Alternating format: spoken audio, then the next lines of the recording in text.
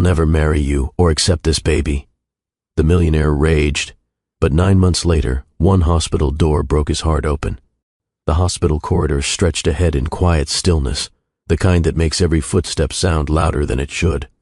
Roger Conroy slowed as he reached the end of the hall, his polished shoes suddenly feeling too heavy for a man who once moved through boardrooms without hesitation. Somewhere beyond the half-closed door, a newborn cried, soft, fragile, insistent. The sound carried through the hallway like a question waiting for an answer. Nurses passed behind him, speaking in low voices, but he barely heard them. Roger lifted his hand toward the door handle and stopped. His fingers trembled. This was the same man who signed contracts worth millions without blinking, yet now a simple door seemed harder to face than any negotiation he had ever won. 9 months earlier, in a room filled with anger and pride, he had said words he could never take back. "I'm not ready to accept this baby." At the time, the sentence felt practical, necessary, controlled. Standing here now, it felt like a weight pressing against his chest. He stared at the narrow opening, listening to that small cry again. How did a man who controlled entire companies end up afraid of a room barely 10 steps away? To understand this moment, we have to go back. Have you ever said something in the heat of fear that you wished you could erase the second it left your mouth? Sometimes it's not anger that pushes people away. Sometimes it's responsibility, the kind that doesn't come with an exit plan. Roger had built a life most people dream about: money, influence, respect. Yet none of those things prepared him for a decision that required something he had avoided for years: emotional risk. At his core, Roger believed control was safety. If he could measure it, schedule it, or negotiate it, he could win. Feelings didn't follow rules, and that made them dangerous. Every major success in his life came from staying detached. No distractions, no emotional commitments that could slow momentum. That discipline turned him into one of the youngest self-made millionaires in the city. But the moment waiting behind that door wasn't a business problem. It was personal. And for the first time in years, Roger was about to face something he couldn't manage with strategy or confidence. Tonight's story is about how a man who trusted numbers more than people was forced to confront the one thing he couldn't calculate: his own heart. One sentence, spoken in fear, set off 9 months of silence, distance, and regret that success couldn't cover. And it all began on a night that seemed ordinary, an event filled with polite smiles, quiet music, and a chance encounter he almost ignored. To everyone joining us for the first time, and to those who always return for these journeys, welcome. Settle in, because this one is less about wealth and more about what it really costs to avoid responsibility. If stories about real change and second chances speak to you, take a second to like the video. It helps these stories reach more people who might need them tonight. I'd also love to know where you're watching from. Drop your city or country in the comments. This channel is built on shared experiences from different walks of life, and if you appreciate powerful, life-shifting storytelling like this, make sure you're subscribed for more real-life transformation stories, because the moment that changed Roger Conroy's life started with a simple spill of red wine at a charity gala. Roger Conroy was 34 years old, and in most business circles, his name carried quiet weight. Magazines called him one of the youngest self-made millionaires in the city. Investors called him precise. Competitors called him dangerous. Employees called him efficient, never warm, never cruel, just exact. He owned a chain of luxury hotels that catered to people who never asked for prices. He held commercial properties in districts where land rarely stayed available for long. His investment firm handled numbers large enough to make most people pause before speaking. Roger never paused. His calendar was booked months ahead, every hour assigned a purpose. Meetings began on time, calls were filtered before they ever reached him. Decisions were made quickly, often before others finished explaining their pitch. To him, hesitation was expensive. People admired what he had built. That kind of rise didn't happen by accident, and even those who disliked him respected the discipline behind it. But admiration and understanding are not the same thing. Very few people actually knew Roger. In rooms filled with executives, he spoke only when necessary. No small talk, no wasted stories. If a conversation didn't lead somewhere useful, he ended it politely and moved on. It wasn't arrogance, it was training. Years earlier, when his first business nearly collapsed under debt, he learned a lesson that never left him. Emotion clouds judgment, and clouded judgment costs money. Since then, he had treated feelings like background noise, useful sometimes, dangerous if given too much attention. His mornings began before sunrise, a short workout, black coffee, financial reports reviewed before most of the city woke up. By the time others checked their messages, Roger had already made 3 decisions that would affect hundreds of employees. Efficiency wasn't just a habit, it was his identity. At networking events, people laughed a little louder around him, trying to impress. Some watched their words carefully, afraid of saying something that might close a door. Others approached with rehearsed charm, hoping proximity to his success might change their own trajectory. Roger noticed all of it. None of it moved him. Compliments felt transactional. Praise usually came attached to a request. Over time, he stopped looking for sincerity in professional spaces because he rarely found it. If someone asked what motivated him, he would give a simple answer. Results. Not passion, not legacy, not happiness. Results. That mindset made him reliable in high-pressure situations. When markets shifted or deals became unstable, Roger didn't panic. He adjusted, calculated, executed. It also made his personal life quiet. His penthouse overlooked the city skyline, all glass and clean lines, designed more for presentation than comfort. The view was impressive, especially at night when lights stretched across the horizon like proof of constant motion. Most evenings, though, the space held only silence. Dinner was often delivered and eaten while reviewing contracts. Music rarely played. The television stayed off unless financial news was running in the background. There were no framed photos on the walls, no signs that anyone else had ever lived there. If loneliness visited, it did so quietly enough that Roger could ignore it. And ignoring uncomfortable things was something he had mastered. In his experience, attachment complicated decisions. Relationships introduced variables that couldn't be predicted or controlled. He preferred environments where outcomes depended on preparation and logic. Feelings didn't follow logic, so he kept them at a distance. To outsiders, his life looked enviable. Wealth, influence, independence. The kind of success people chase for decades. But success built on constant control comes with an unspoken cost. It leaves very little room for moments that can't be scheduled. Roger didn't see that as a problem. To him, structure meant safety. If every major choice could be analyzed before action, mistakes could be minimized. Losses reduced. Weakness avoided. That belief had protected him more than once. It had also built walls so subtle he barely noticed them anymore. The truth was, Roger hadn't always been this guarded. Earlier versions of him had trusted faster, spoken more freely, believed effort alone could fix every problem. Experience changed that. Deals gone wrong. Partners who disappeared when risks appeared. Opportunities that required choosing survival over sentiment. Each situation reinforced the same conclusion: control what you can, detach from what you can't. By 34, that philosophy had turned him into a man who could manage crises without raising his voice. A man who could walk away from emotional conversations without looking back. A man who measured progress in percentages instead of memories. And for years that approach worked. His companies grew, his reputation strengthened, his name opened doors before he even entered the room. From the outside, it looked like a perfect system, until the night a small, ordinary moment introduced something he couldn't quantify, because the biggest changes rarely announced themselves with noise. Sometimes they arrive quietly, holding a tray of wine glasses in a crowded ballroom, waiting for a man who believes he's immune to distraction. That was the version of Roger Conroy the world recognized. Focused, controlled, untouchable. What no one realized yet was how close he was to meeting the one person who would make all that control feel surprisingly fragile. The ballroom shimmered with polished elegance, the kind designed to impress before a single word was spoken. Crystal chandeliers hung overhead, scattering soft light across marble floors that reflected every movement. A small jazz band played near the stage, their music warm but unobtrusive, pleasant enough to fill silence, forgettable enough not to interrupt conversation. Events like this were less about charity and more about visibility. Roger Conroy stood near the balcony, one hand resting lightly against the railing as he listened to a man enthusiastically explain a partnership proposal he had already decided to decline. "Yes, we're projecting significant growth over the next 2 quarters, the man said, smiling too eagerly. Roger gave a polite nod. "I'll have my office review the numbers," he replied calmly. It was the kind of answer that sounded open while meaning no. Below them, clusters of guests moved through the room with practiced confidence. Tailored suits, measured laughter, business cards exchanged with subtle urgency. Conversations sounded important, yet most of them circled the same familiar themes: expansion, influence, positioning. Roger had attended enough of these events to recognize the rhythm. Smile, listen, exit gracefully. He adjusted the cuff of his white shirt, already planning how soon he could leave without appearing dismissive. That was when he noticed her. Not because she was trying to be noticed, but because she wasn't.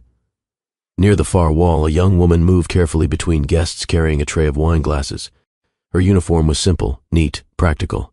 Her hair was tied back, expression calm, focused on not interrupting anyone's conversation. She wasn't scanning the room for attention. She was simply doing her job well. Roger's attention lingered for a second longer than he intended. There was something different about the way she moved, unhurried, steady, unaffected by the pressure that usually filled rooms like this. Most staff at high-profile events carried a certain tension, a quiet rush to avoid mistakes. She didn't. She moved like someone who had accepted that mistakes might happen and would handle them if they did. A guest turned abruptly, laughing at something behind him. His elbow clipped the edge of the tray. One glass tipped. Time seemed to slow just enough for everyone nearby to notice. Red wine spilled in a sharp arc and landed directly across the front of Roger's white shirt. The music continued, but the conversation around them paused. The guest froze. Oh my, I'm so sorry. The young woman immediately set the tray aside and reached for napkins. I'm so sorry, sir, she said softly, already trying to blot the stain before it spread. People nearby watched carefully, waiting. Moments like this often revealed who someone really was. Roger glanced down at the deep red mark across the fabric. For a brief second, the room expected irritation. Instead, he exhaled once and said calmly, "It's just a shirt." The tension broke almost instantly. The guest let out a relieved breath. "Thank you, I thought I'd just ruined your evening." Roger gave a small, dismissive shake of his head. "I've had worse things happen over less." The young woman paused, surprised by the lack of anger. Her eyes lifted to meet his for the first time. "Still, I'm really sorry," she said. Her voice carried sincerity, not fear. An apology offered because she meant it, not because she was trying to protect herself. Roger held her gaze for a brief moment. Up close he noticed details he might normally overlook: steady posture, clear eyes, composure that didn't feel rehearsed. "It's fine," he said quietly. For a second something unspoken passed between them. Relief, gratitude, a flicker of curiosity neither of them had planned. Then his phone rang. The sharp vibration in his pocket snapped the moment in half. Roger stepped aside, answering without checking the screen. "Yes?" His expression shifted back to business within seconds. "I said move the meeting to Thursday." "No, Thursday works. Handle the rest." When he ended the call and looked back, the tray was gone. So was she. The conversation around him resumed as if nothing had happened. The man beside him chuckled, lightly. "Well, you handled that better than most people here would have." Roger adjusted his cuff again, eyes scanning the room once before settling back into neutrality. It wasn't worth making a scene.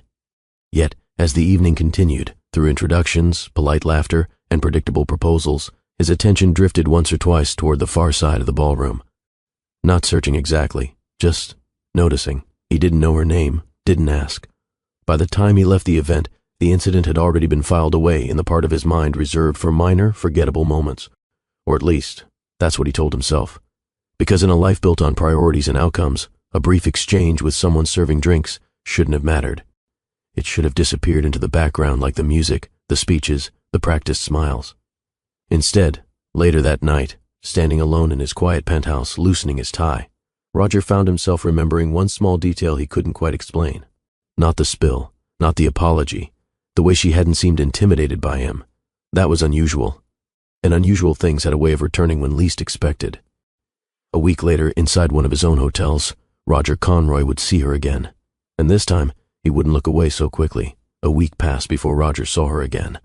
Long enough for the memory of the gala to settle into the background of his mind, filed somewhere between minor inconvenience and forgettable social obligation. His schedule had been packed as usual. Back-to-back meetings, contract reviews. A site inspection moved forward by 2 days because a partner wanted quicker confirmation. By mid-afternoon, Roger arrived at one of his flagship hotels downtown. The lobby carried its usual quiet prestige: polished floors, soft lighting, the faint scent of fresh flowers placed near the entrance every morning. Guests moved in and out with rolling luggage, voices low, footsteps measured. Roger walked in with purpose, his assistant a step behind him. "Your 3 o'clock is waiting in Conference B," she said, checking her tablet. "I'll be there in 10, he replied. He rarely lingered in common areas. Time spent observing instead of acting was time lost. But as he passed the front desk, something familiar caught his attention. A calm voice. "Let me repeat that for you slowly, sir," the receptionist said gently. "Your room is on the 4th floor. Elevator to your left." Roger slowed. Behind the desk stood the same woman from the gala, Jada. Though he still didn't know her name yet, she was helping an elderly couple who seemed slightly overwhelmed by the check-in process. The man held the room key carefully, as if afraid he might drop it. His wife leaned closer to hear better. Jada didn't rush them. She repeated each detail patiently, her tone steady, respectful, never forced. "Yes, breakfast is included," she added with a small reassuring smile. "And if you need anything at all, just dial 0 from your room." The couple thanked her more than once before moving toward the elevators. Roger remained where he was, watching longer than he intended. There was no performance in the way she spoke, no exaggerated friendliness, just genuine patience. His assistant noticed he had stopped. "Is there a problem, sir?" she asked quietly. Roger's eyes stayed on the front desk. "No," he said after a moment. "No problem." He should have continued toward the conference room. Instead, he asked, "Who is she?" His assistant glanced toward the desk. "The receptionist?" "Yes." She checked quickly. "Jada Rao. She transferred here a few months ago from the Midtown property. Good performance reviews, no complaints from guests." Roger gave a small nod. "Reliable?" "Very," the assistant replied. "Managers say she handles difficult guests without escalation." Roger didn't respond immediately. Reliable. In his world, that word carried more value than charm. At the desk, Jada organized a stack of documents, unaware she was being observed. Her movements were efficient but unhurried, like someone accustomed to long shifts and steady responsibility. No nervous energy. No attempt to impress anyone walking past. Most employees straightened the moment they noticed him nearby, posture tightening, expressions shifting into careful professionalism. She didn't even look up. Roger found that unusual. "Reschedule the meeting for 15 minutes, he said quietly. "Yes, sir." He stepped closer to the desk. Jada looked up then, recognition flickering across her face. "The gala," she said softly. White shirt, a faint, almost embarrassed smile touched her lips. "I owe you another apology for that." Roger glanced down at his suit, this time charcoal gray. "It survived," he replied. Her shoulders relaxed slightly. "I'm glad." There was no awkward scrambling for conversation, no exaggerated politeness. Roger rested one hand lightly against the counter. "You handled that situation well," he said. "The spill, the pressure." Jada shrugged gently. "Mistakes happen. Panicking usually makes them worse." Her answer was simple, practical, not something crafted to impress him. Roger studied her for a brief moment. "You always this calm?" he asked. "Or only at work?" She considered the question before answering. "I can't afford to panic, sir." The sentence landed with quiet weight, not dramatic, just honest. For reasons he couldn't immediately explain, that response stayed with him. In his world, people avoided panic because it looked unprofessional. In hers, it sounded like survival. Roger gave a small nod. "That's a useful skill. It's a necessary one," she replied. A guest approached the desk with a question about parking, and Jada turned her attention smoothly without rushing. Roger stepped back, letting her continue. For the first time in a long while, he found himself observing someone not for evaluation, but out of genuine interest. No strategy behind it, no clear benefit, just curiosity. His assistant reappeared at his side. "They're ready for you," she said quietly. Roger glanced once more toward the desk. Jada was explaining directions again, patient as before, fully focused on the guest in front of her. He turned toward the conference hallway. As he walked away, one thought surfaced unexpectedly. Most people either tried to impress him or avoided him entirely. She had done neither, and that, more than the gala, more than the spill, was the moment curiosity shifted into something intentional. Because for the first time in years, Roger Conroy had met someone who spoke to him. Not his money, not his reputation, just him. He didn't realize it yet, but that quiet difference was about to change how often he found reasons to visit that hotel. Jada Rao was 27 years old, and her life ran on structure, not the kind created by wealth, but the kind built from necessity. Her mornings started earlier than she preferred, usually before sunrise when the city still felt half asleep. A small alarm clock buzzed on the nightstand of the modest apartment she shared with her mother, and within minutes she was already moving, quietly, carefully, so she wouldn't wake her. The apartment was clean but simple, nothing extra. Every item had a purpose. On the kitchen counter sat a small notebook filled with numbers: rent, medication, groceries, transport. Jada updated it almost daily, adjusting small expenses the way some people adjusted investment portfolios. Except hers wasn't about growth. It was about staying afloat. Her mother had been ill for years, not constantly hospitalized, but never fully well either. Doctor visits came in cycles, good months followed by difficult ones. Over time, medical bills had taught Jada a lesson she never forgot. Life rarely waits until you're ready. So she stopped waiting. By day, she worked the front desk at the hotel, long hours on her feet, welcoming guests who often arrived tired, impatient, or distracted. By evening, she attended accounting classes at a community college across town. The schedule left very little space for rest, but rest didn't pay bills. On most nights, she returned home with just enough energy to heat something simple for dinner before reviewing notes for the next day's lecture. Sometimes she fell asleep with a pen still in her hand. It wasn't glamorous. It was steady. Unlike many people her age, Jada wasn't chasing excitement or luxury. Stability was the goal, a reliable income, health insurance, the ability to handle an unexpected expense without panic. Small things, but powerful ones. At work, guests often assumed she was just another receptionist, someone passing time until something better came along. They didn't see the textbooks in her bag, or the way she used quiet moments between check-ins to review formulas and budgeting strategies. They also didn't see how carefully she managed her emotions. When guests raised their voices, she listened. When someone complained unfairly, she stayed calm. When a long line formed and pressure built, her tone never sharpened. Not because she enjoyed being patient, because losing composure could cost her the job, and the job supported more than just her. Her manager once asked how she stayed so steady during stressful shifts. Jada had smiled lightly and replied, "I can't afford bad days." It wasn't a joke. Every paycheck covered medication, groceries, and tuition. One missed week of work could ripple through everything. So she became reliable, predictable in the best way. The kind of employee managers trusted with difficult situations because she didn't escalate problems. She absorbed them, softened them, redirected them. Outside of work, her world was smaller than most people expected. No expensive dinners, no spontaneous trips, no late-night parties. Occasionally, she met a classmate for coffee after lectures, but even those outings were timed carefully around bus schedules. Transportation alone required planning. Miss one connection, and the journey home could double. Still, she rarely complained. There was a quiet pride in handling her responsibilities without drama. On weekends, if her mother felt strong enough, they watched old movies together. Simple stories, familiar endings. Those evenings were calm, almost sacred in their routine. "Did you eat?"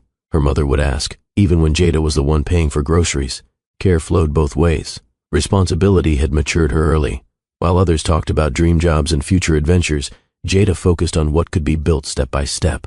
One completed semester, one bill paid on time, 1 month without unexpected emergencies, progress measured in inches instead of leaps. That mindset shaped how she saw people too. She didn't assume wealth meant happiness, didn't assume confidence meant strength. Life had shown her that appearances often hid quieter struggles, which was why when she first met Roger at the gala, she hadn't been intimidated by his presence. To her, he was simply another person in an expensive room, well-dressed, important clearly, but still human. And when the wine spilled, her first thought hadn't been fear of his status. It had been concern that she had inconvenienced someone during their evening. Back at the hotel, she treated him the same way she treated every guest, respectful, professional, without unnecessary flattery. She never asked about his companies, never hinted at his wealth, never adjusted her tone to impress, because in her world, survival depended on consistency, not charm. And consistency left very little space for pretending. If someone had told her that the quiet man in tailored suits would soon become a regular part of her thoughts, she would have dismissed it immediately. People from his world didn't cross into hers, not in any lasting way. Their lives ran on different tracks, one built on expansion and risk, the other on caution and stability. Still, life has a way of ignoring the boundaries people assume are permanent. Without realizing it, Jada had already made an impression simply by being the one thing Roger rarely encountered, someone who wasn't trying to gain anything from him. And for a man accustomed to filtered conversations and calculated interactions, that kind of presence was more disarming than charm. In the weeks ahead, what began as brief, polite exchanges at a hotel desk would slowly shift into longer conversations neither of them planned, because curiosity, when left alone long enough, tends to return, usually with a reason. At first, Roger told himself the extra visits were practical. A property he owned deserved regular oversight. Standards had to be maintained. Guest experience mattered. Small details, if ignored, could become expensive problems later. Reasonable explanations, on paper. In reality, most of those checks could have been handled with a report and a 5-minute call. Yet somehow, over the next 2 weeks, Roger found himself stopping by the hotel more often than his schedule required. Sometimes it was between meetings. Other times late in the afternoon, when his driver would normally head straight back to the office. "Let's swing by the downtown property," he would say casually, as if the decision had just occurred to him. His assistant never questioned it. Owners visited their properties all the time.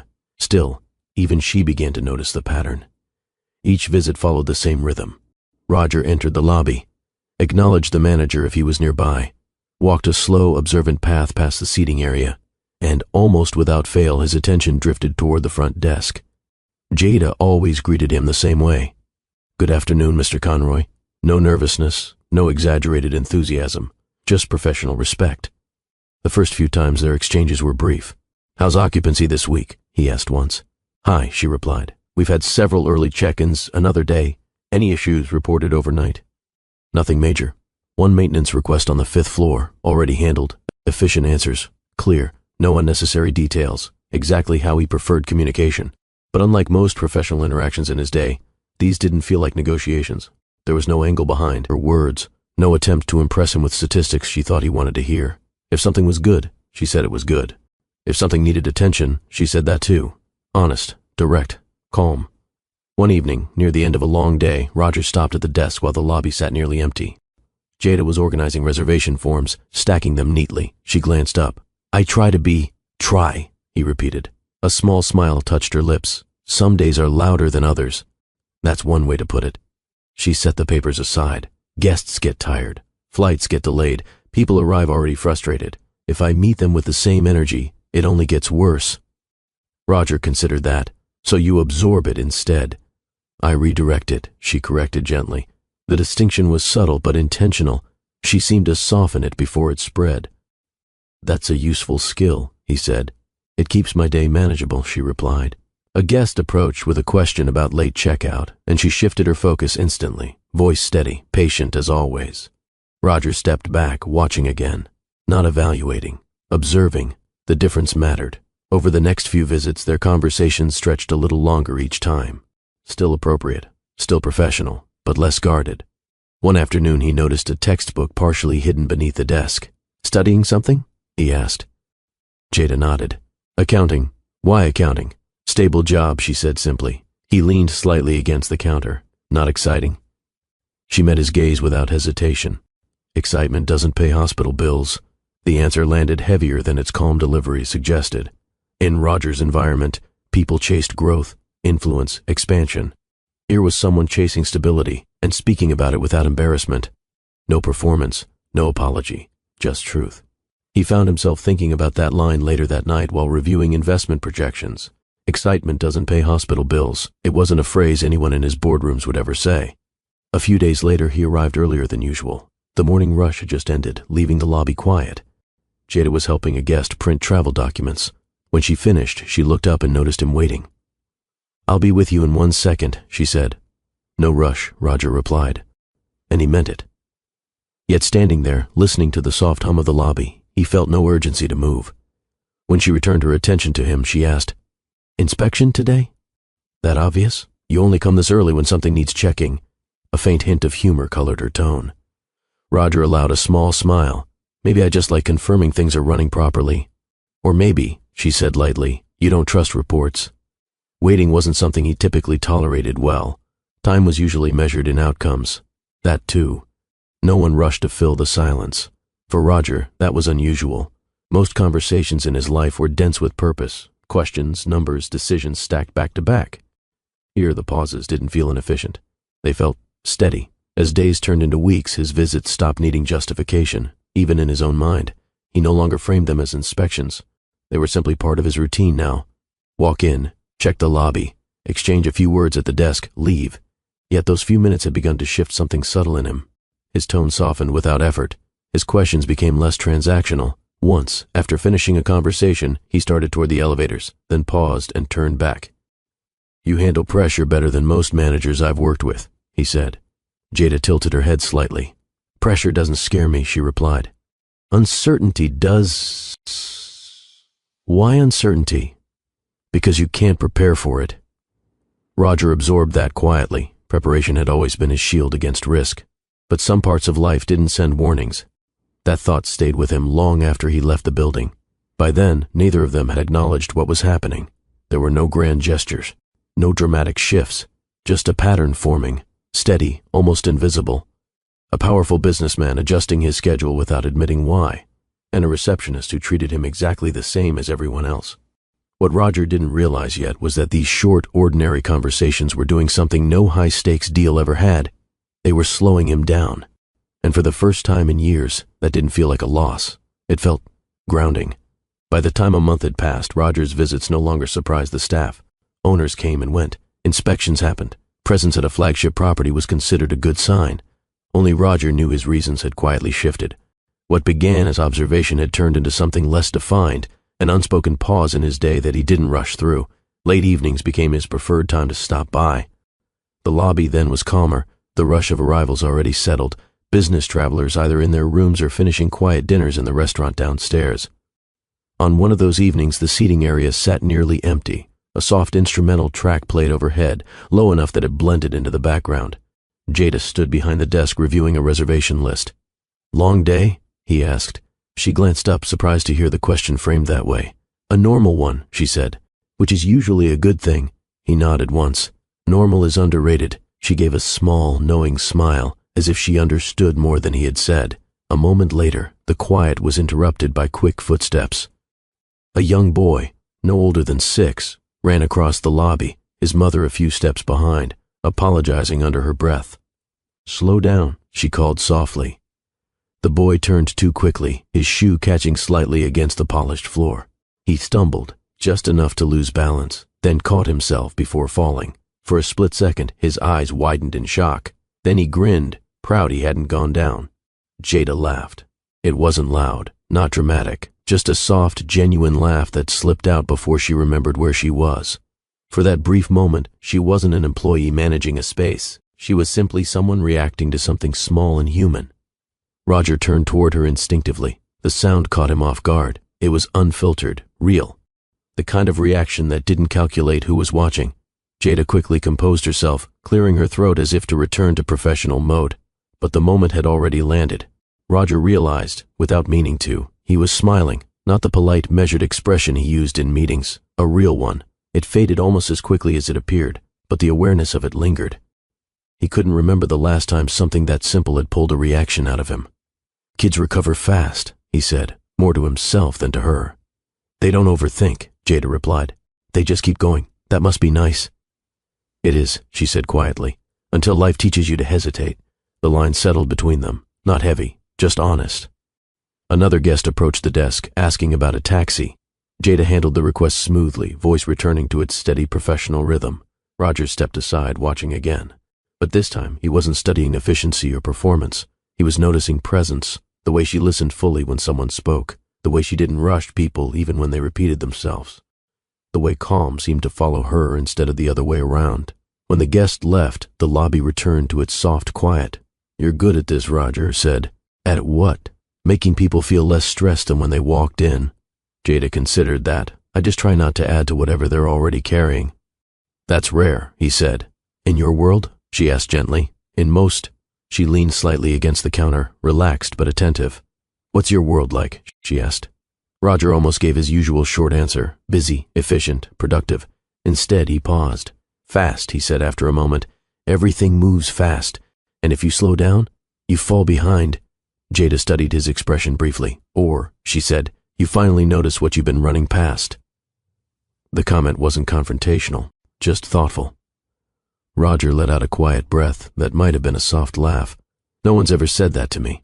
"That's because," she replied, "most people probably benefit from you staying busy." There was no accusation in her tone, just observation. For reasons he couldn't explain, that honesty didn't irritate him, it grounded him. Another short silence settled, comfortable, not awkward. Roger glanced around the nearly empty lobby. For the first time in years, he realized he wasn't thinking about the next meeting, the next call, the next decision waiting on his approval. He was simply standing there, present.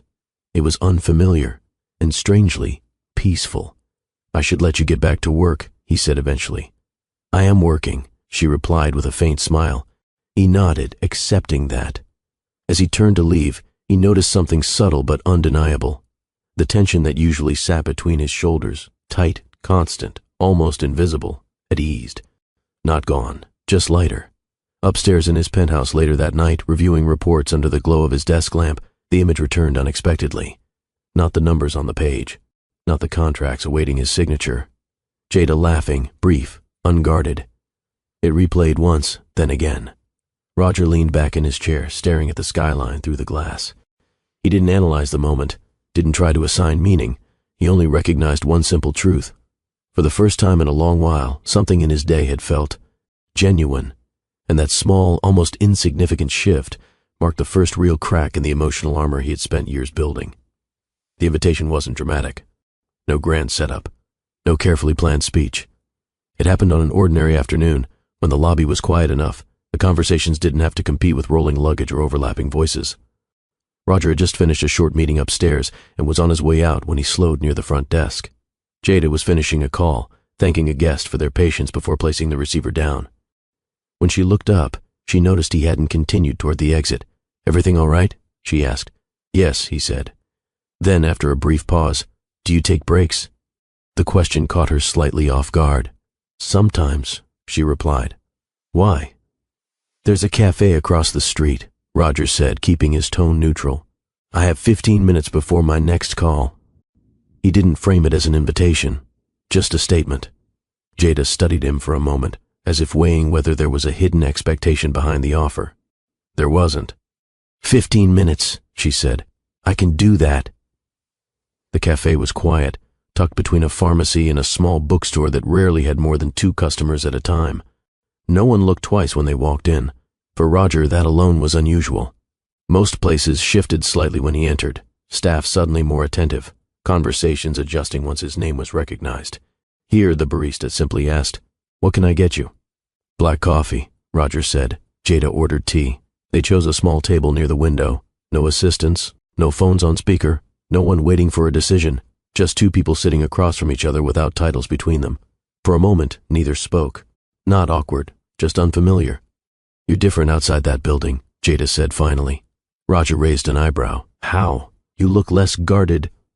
The comment was direct but not intrusive. He leaned back slightly, considering it. No one's ever said that to me. The sentence landed without accusation. Just truth. Roger let out a quiet breath that almost turned into a laugh. "That obvious? Only if you're watching," she said. He tapped his finger lightly against the side of his cup. "In my world, conversations usually have an objective." "And this one?" she asked. "No objective," he said. "Just a break." Jada nodded slowly, as if accepting that answer at face value.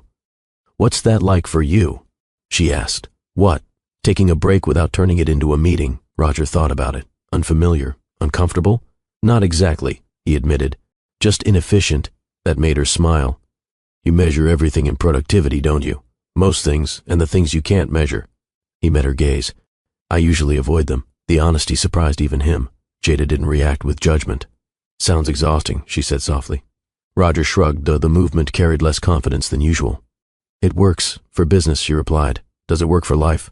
The question lingered between them. Outside, a car passed slowly, tires humming against the road. Someone entered the bookstore next door, the bell above the door chiming faintly. Roger looked down at his coffee, then back at her. "I don't spend much time thinking about that difference." "Most people don't, Jada said, "until something forces them to." He studied her expression, calm, steady, unafraid of silence. In most conversations, people rush to fill gaps with words. Here, the quiet felt intentional. "So why accounting?" he asked, shifting the focus slightly. "Predictable outcomes," she replied. "If the numbers are right, things make sense." "That's familiar." "But," she added, "people aren't spreadsheets." "No," Roger said. "They're risk. Or," she countered gently, "their connection." The word hung there, simple, unembellished. Roger didn't argue, didn't agree either. He just let it exist between them. After a moment, Jada glanced at the clock on the wall. "My break's almost over." Roger nodded. "Mine too." They stood at the same time, an unspoken understanding that the conversation had reached its natural end. As they walked toward the door, Jada said, "You're quieter out here." "Less to manage," he replied. She opened the door, stepping back to let him pass first. On the sidewalk, the late afternoon air carried a mild warmth, traffic moving steadily past. Jada turned toward the hotel entrance. "Thank you for the coffee," she said. Roger inclined his head slightly. "Thank you for not turning it into an interview." That earned a small laugh from her. "I'll try to keep future conversations equally unproductive," she said lightly. "I might start scheduling more of those," he replied. For a brief second they stood there, no rush, no formal goodbye required. Then Jada headed back inside. Roger remained on the sidewalk a moment longer than necessary. Something about the last 15 minutes felt different. No negotiations, no expectations. No one trying to gain advantage, just conversation. As he finally turned toward his waiting car, one realization surfaced quietly. For the first time in years, time spent without a clear outcome hadn't felt wasted. It had felt steady. And that small shift, barely noticeable on the surface, was the moment status stepped aside, allowing something far more personal to take its place. After the coffee, nothing dramatic changed. No sudden declarations, no shift in how they addressed each other, no moment that could be pointed to and labeled as the beginning. Instead, things moved the way most real connections do, quietly. Roger continued visiting the hotel, but now there was no need to disguise the reason, even to himself. The inspection still happened, reports were still reviewed, meetings still filled most of his calendar. Yet somewhere between those obligations, he began leaving small pockets of time unassigned. Time that somehow aligned with Jada's shifts. Their conversations remained appropriate, never crossing into anything that would make either of them uncomfortable at work. But the tone had changed. It was warmer, more relaxed. One afternoon, Roger approached the desk while Jada was finishing a guest request. When she looked up, her expression carried recognition that went beyond formality. "Busy day?" she asked. "Always," he replied. "Yours?" "Steady," she said, which usually means something will go wrong in about an hour. Roger allowed a faint smile. "That's a very specific prediction." "Experience," she said. He stayed a moment longer than necessary, not speaking, just present. The silence didn't demand to be filled. It simply existed between them, easy, unforced. That was new for him. In most professional spaces, silence suggested uncertainty or lack of preparation. Here it felt like breathing room. Over the next few weeks, these small exchanges became part of both their routines. Roger would arrive, sometimes with a question about operations, sometimes with none at all. Jada would answer when needed, then allow the conversation to drift naturally. One evening, rain tapped softly against the glass doors of the lobby. The outside world looked muted, traffic slower than usual. Roger stood near the desk, watching droplets slide down the windows. "I used to hate weather delays," he said. "Used to?" Jada asked. "They interrupt schedules." "And now?" He considered the question. "Now I think maybe everything doesn't need to move at the same speed." Jada nodded, as if that made sense to her. "Rain forces people to pause," she said. "Sometimes that's useful." Another quiet moment followed. Not awkward, just shared. There were days when their interaction lasted less than a minute. Simple greetings, a brief update about occupancy, then he moved on. Other days it stretched longer. One late afternoon, the lobby was nearly empty. Roger rested his hand against the counter. "You ever get tired of dealing with people all day?" he asked. "Sometimes," Jada admitted. "But most people aren't difficult. They're just stressed. That's a generous interpretation." "It's practical," she said. "If I assume the worst, my day gets heavier." Roger absorbed that. In his world, expecting the worst was considered strategic. Here, it sounded unnecessary. Weeks passed. Without discussion, their timing adjusted around each other. Roger found himself rearranging non-urgent meetings. Jada noticed he often appeared near the end of her shift. Neither mentioned it. There was comfort in leaving certain things unspoken. One evening, as the sun dipped low enough to cast warm light through the lobby windows, Roger approached just as Jada finished logging the last check-in of the hour. "You look less tired today," he said. "I slept more than 4 hours," she replied. "That counts as rest. It counts as progress." He studied her for a moment. "You measure progress differently than most people I know." "I measure what's realistic," she said. The honesty in her tone carried no defensiveness, just acceptance. Another day he arrived to find her reviewing notes between guests. "Class going well?" he asked. "Challenging," she said, "but manageable. You don't seem like someone who quits easily." "I can't afford to," she replied. There it was again, that quiet determination shaped by responsibility rather than ambition. Roger noticed how often her choices were guided by necessity, not preference. It grounded him. Some conversations were lighter. Once, after a guest struggled with the self-checkout kiosk, Roger said, "Technology was supposed to make things easier." "It does," Jada replied. "Until it doesn't." That earned a rare, genuine chuckle from him. Moments like that began appearing more often, small, almost invisible shifts in his usual seriousness. The biggest change, though, wasn't what they said. It was what they didn't feel the need to say. There were evenings when Roger stood at the desk while Jada completed paperwork, neither speaking for nearly a full minute. No tension, no pressure to entertain, just quiet presence. For someone whose life had been defined by constant movement, that stillness felt unfamiliar and strangely welcome. Jada noticed it too. "You're not in a rush," she said one evening. "I usually am. What's different here?" Roger glanced around the calm lobby. For a few minutes he said, "Nothing is demanding something from me." She nodded, understanding more than he explained. "That's rare," she said. "Yes," he admitted, "it is." As weeks turned into months, those brief pockets of calm began influencing the rest of his day. He interrupted fewer people in meetings, listened longer before responding, left the office earlier once or twice without feeling like something would collapse without him. Subtle changes, small enough that no one in his corporate world commented on them, but noticeable to him, and without realizing it, to her as well. One evening, as Roger prepared to leave, Jada said lightly, "You know, you're different. From the first day you walked in here." He paused. "How? You look less guarded." The same observation she had made at the cafe, but now it carried more certainty. Roger considered arguing. Instead, he asked, "That a bad thing?" Jada shook her head. "I think it means you're breathing. A little." He let out a quiet breath, almost amused. "I didn't realize I'd stopped. Most people don't," she said. Roger nodded once, then turned toward the exit. As he stepped outside into the evening air, he recognized something he hadn't expected to find in a hotel lobby. Not excitement, not distraction, not escape, stability. And for a man whose life had always moved at full speed, that quiet, steady connection was becoming something he looked forward to more than any meeting on his calendar. Neither of them called it anything yet, but the distance between polite acquaintance and genuine attachment had already begun to fade, one calm conversation at a time. The evening had been long, but unusually quiet.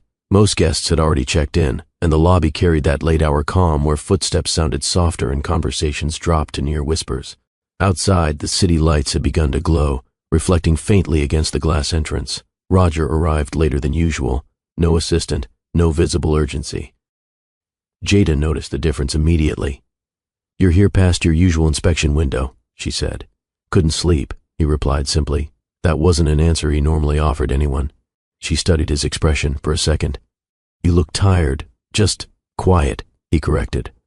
There was a pause, then he nodded toward the elevator. "Is the rooftop still open?" Jada glanced at the clock. "It should be. Why?" Roger hesitated, rare for him. "Thought I'd get some air." She considered the nearly empty lobby, then the stack of completed tasks in front of her. "My shift ends in 5 minutes," she said. "I can wait," and he did. No pacing, no checking his phone every few seconds, just standing near the desk, hands relaxed at his sides. When Jada finished logging the last entry, she gathered her bag and joined him at the elevator. They rode up in comfortable silence. The rooftop was quiet, the kind of quiet that only exists high above traffic noise. City lights stretched across the distance, windows glowing like scattered constellations. A soft breeze moved through the space, carrying the faint scent of rain from somewhere far off. Jada stepped toward the railing. "It's different up here at night," she said. "How?" "Everything looks slower." Roger rested his hands against the cool metal edge. "Or maybe it just feels that way because you're finally still." She glanced at him. "You're getting good at slowing down." "I'm getting used to it," he admitted. Below them, a line of headlights moved steadily along the avenue. For a while, neither spoke. The silence wasn't empty. It was shared. After a moment, Jada asked quietly, "You ever wish you could go back before life became complicated?" Roger let out a slow breath. "I don't remember when it wasn't. That sounds exhausting." "It was normal," he said. "Complication meant progress. And now?" He thought about that longer than expected. "Now I'm not sure progress is supposed to feel like constant pressure." Jada nodded, leaning slightly against the railing. "You can choose different," she said. Roger turned toward her. "Can you?" "Yes," she replied. "Maybe not everything, but enough to change how it feels." The honesty in her voice carried no attempt to persuade, just quiet belief. For the first time, Roger looked at her without the usual filters, without titles, without the invisible lines that separated their worlds. Not an employee, not someone passing through his day, just the person who somehow had become the calmest part of it. "You make things feel slower," he said. She tilted her head slightly. "That a bad thing?" He shook his head. "It's the first time my life hasn't felt like a race." The words surprised him as much as they did her. A soft breeze moved between them, lifting a strand of her hair before it settled again. Neither stepped back. Neither filled the space with more conversation. Their hands rested on the railing, close enough that their fingers brushed. Light, accidental. Both noticed. Neither pulled away immediately. Jada's voice dropped softer. "You're different up here," she said. "How? You're not carrying the whole world on your shoulders." Roger let out a quiet breath that almost sounded like relief. "Maybe I got tired of holding it." Their eyes met, and this time neither looked away. There was no rush, no dramatic music swelling, just a moment stretching longer than expected. Roger reached for her hand, slowly, giving her time to move if she wanted to. She didn't. Her fingers settled into his, warm, steady. For a man who controlled every major decision in his life, that simple contact felt strangely significant. "You're not what I planned," he admitted. "I'm not something to plan," Jada said gently. "I'm starting to realize that." Another quiet second passed, the city humming far below them. Roger stepped a little closer. The distance between them narrowed, not urgent, not impulsive, intentional. Their first kiss was soft, careful, more promise than passion, the kind that asked a question instead of demanding an answer. When they pulled back, neither spoke immediately. Jada searched his expression as if making sure the moment hadn't been a mistake. Roger's usual guarded composure was still there, but thinner now, like a door left slightly open. "That complicates things," he said quietly. "Life was already complicated," she replied. A faint smile touched his lips. "Fair point." They stayed on the rooftop a little longer, not talking much, just standing side by side as the night deepened around them. Nothing dramatic had happened. No declarations, no promises, yet both of them understood something had shifted. The distance that once defined their interactions, status, circumstance, caution, had quietly closed. And for the first time in years, Roger Conroy walked away from a moment not calculating consequences, but feeling them. For a while, their connection existed in a quiet space that felt separate from everything else. Conversations at the front desk, occasional coffee, late evenings where neither of them felt the need to rush away. Nothing public, nothing announced. But privacy has a short lifespan around people whose names appear in business headlines. One morning, as Roger stepped out of his car near the hotel entrance, he noticed a camera across the street. Not unusual by itself, downtown always had movement, but the lens stayed fixed on him longer than necessary. He ignored it. By afternoon, his assistant knocked lightly on his office door. "There's a short article circulating online," she said carefully. "Nothing major. Just speculation." "About what?" She hesitated. "Your recent visits to the downtown property." Roger leaned back in his chair. "That's hardly news. There's a photo," she added. "You and one of the staff members leaving the cafe across the street." He didn't react immediately. "Is it inaccurate?" "No," she admitted. "Just framed in a way that suggests a personal interest." Roger exhaled slowly. Media attention was part of his world. Usually it focused on acquisitions, partnerships, market moves, not this. "Let it pass," he said. "It will." Most small stories did, but this one didn't disappear as quickly as expected. Within a few days, another blog picked it up. Then a local business column mentioned it in a short paragraph. Nothing dramatic, just enough to invite curiosity. Questions began appearing in subtle ways. At a board meeting, one of the older members cleared his throat before speaking. "Roger, we've noticed your increased presence at the downtown property." "It's one of our highest performing locations," Roger replied calmly. "Of course," the man said. "We simply want to ensure distractions aren't affecting priorities." The word hung there, polite but pointed. Roger's expression remained neutral. "My priorities are unchanged." No one pushed further, but the message had been delivered. Later that week, another colleague approached him privately after a meeting.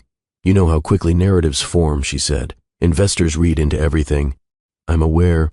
Optics matter," she added gently. "Optics, reputation, perception, control, the familiar language of his world." For years, Roger had navigated those pressures without effort. Personal life stayed invisible. Professional image remained precise. Now the two were beginning to overlap. At the hotel, Jada noticed the shift almost immediately. Guests who normally passed the desk without interest began lingering slightly longer. A few asked casual questions about management. One even joked, "So, do we get special treatment if we become friends with the owner too?" Jada handled it with her usual calm.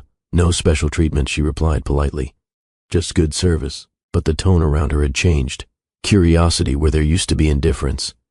Later that evening, Roger stopped by as usual. The lobby was quieter than expected, yet the air felt tighter. Jada met his eyes briefly, then looked down at the paperwork in front of her. "You've been popular online," she said, keeping her voice low. "So, I've heard. Is that a problem for you?"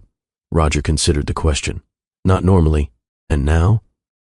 He didn't answer immediately, because this time, the attention wasn't about business. It was about her. "That depends," he said finally, "on how much noise it creates." Jada nodded, absorbing that without reaction. "I don't want to cause trouble for you," she said. "You're not," he replied quickly. But even as he said it, both of them understood the situation had shifted. Outside forces had entered something that had grown quietly. A few days later, Roger walked into a strategy meeting to find two executives already discussing the articles. One of them stopped mid-sentence when he noticed Roger. "We were just—" "I know," Roger said evenly, "and it's irrelevant to the quarter's projections." The room went silent. He moved straight into the agenda, voice controlled, precise as always, not anger, concern, not about reputation alone, but about how easily public opinion could reach into spaces he hadn't intended to expose. That evening he stood alone in his penthouse, city lights stretching across the glass walls. Normally, external pressure sharpened his focus. This time it complicated something he hadn't fully defined yet. Connection had never been part of his strategic planning. Now it was colliding with the world that demanded predictability. The next time he saw Jada, the lobby was calm, but the space between them carried unspoken awareness. "This might get louder before it fades," he said. "I figured," she replied. "Does that bother you?" Jada thought for a moment. "I've dealt with harder things than curious strangers." Her steadiness grounded him again. Still, pressure has a way of building even when no one raises their voice. In the weeks that followed, articles slowed, but conversations in boardrooms didn't. Subtle reminders continued. Protect the brand. Maintain image. Avoid unnecessary risk. For the first time, Roger found himself facing a conflict his usual strategies couldn't resolve cleanly.